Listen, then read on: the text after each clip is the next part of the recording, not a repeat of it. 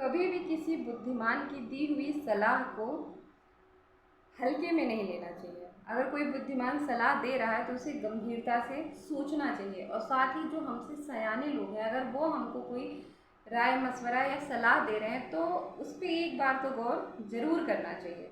मेरी आज की जो कहानी है वो इसी बात पे है। एक बहुत विशाल पेड़ था जिस पे बहुत सारे हंस रहते थे, और उन हंसों में एक हंस था जो काफ़ी वृद्ध था लेकिन बहुत बुद्धिमान था, और बहुत दूर तक की मतलब दूरदर्शिता बहुत थी, बहुत दूर तक की वो सोच सकते थे। तो वो जो हंस था उसको सब बहुत इज्जत करते थे, उसकी बात भी मानते थे, उसे ताऊ कहते थे प्यार से सारे हंस। तो एक बार वो वृद्ध हंस देख रहा था कि एक छोटी सी बेल है जो वो बरगद के पेड़ से मतलब लिपटने की कोशिश कर रही है। तो वो सारे हंसों को बुलाते हैं और बोलते हैं कि इस बेल को तुम अभी के अभी नष्ट कर दो, नहीं एक दिन ये हमारे मौत का कारण बनेगी।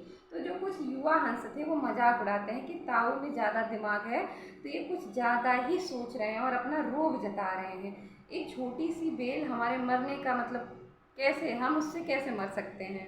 तो उस वृद्ध हंस ने कहा कि ये धीरे धीरे बड़ी होगी, पूरे पेड़ पे फैल जाएगी, और इसकी जो मतलब लताएं होंगी वो इतनी मोटी हो जाएंगी कि सीढ़ी का रूप ले लेंगी, और कोई भी शिकारी या बहेलिया उसको पकड़ के इस पेड़ पे चढ़ जाएगा, और वही जो है हमारे मौत का कारण बनेगा।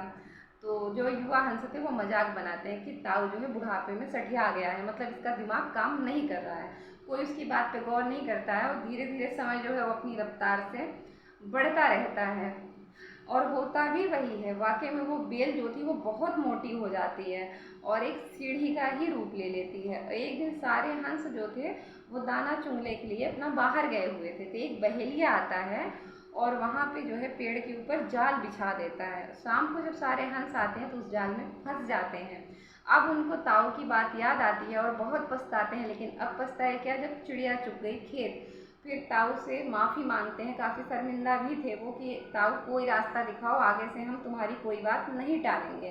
तो वो वृद्ध हंस बोलता है कि तुम सब मरने का नाटक करना, जो बहेलिया आएगा और वो सुबह ही आएगा, तुमको मरा समझ के वो जाल से बाहर निकाल देगा, और जब आखिरी हंस को निकालेगा तो मैं उड़ने के लिए बोलूँगा और सारे के सारे मेरे साथ उड़ जाना। तो सब ऐसा ही करते हैं और सुबह बहेलिया आता है तो वाकई में उनको मरा समझ के वो ज़मीन पे रखता है, और जब आखिरी हंस को रखता है तो वृद्ध हंस उड़ने के लिए बोलता है, सभी एक साथ उड़ जाते हैं और बहेलिया देखता का देखता रह जाता है।